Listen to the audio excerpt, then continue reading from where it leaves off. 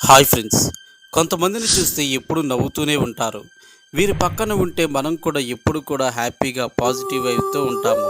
లైఫ్లో వచ్చే ప్రాబ్లమ్స్ స్ట్రగుల్స్ని మర్చిపోయి సంతోషంగా ఉండాలని ప్రతి ఒక్కరూ కోరుకుంటారు.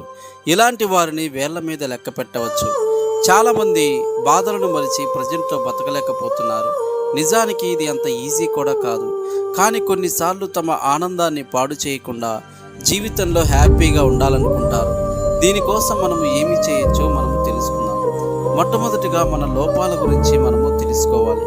సంతోషంగా ఉండేవారు ఎక్కువగా వారిలోని లోపాలను తెలుసుకొని వాటిని కరెక్ట్ చేసుకుంటారు. దీంతో చుట్టూ ఉన్న వారి మనసును గెలుచుకుంటారు. కాబట్టి మన లోపాలను కూడా గుర్తించి వాటిని సరిదిద్దుకుంటే ఎప్పుడు హ్యాపీగానే ఉంటాము. రెండవది, ప్రతి విషయాన్ని పాజిటివ్గా ఆలోచించాలి. మన మనసు బాగాలేనప్పుడు ప్రతి విషయం కూడా తప్పుగా నెగిటివ్గానే కనిపిస్తుంది. అలాంటప్పుడు కొద్దిగా పాజిటివ్గా ఆలోచించి ఒత్తిడి లేకుండా కొన్నింటిని వదిలేయాలి.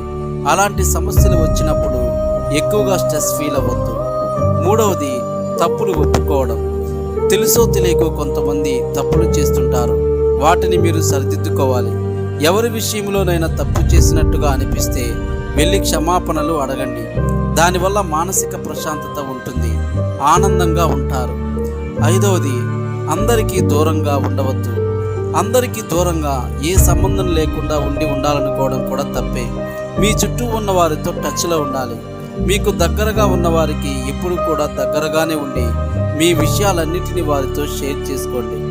ఈ 5 విషయాలను మీరు కానీ పాటిస్తే ఎప్పుడు కూడా మీరు సంతోషంగా ఆనందంగా ఉంటారు.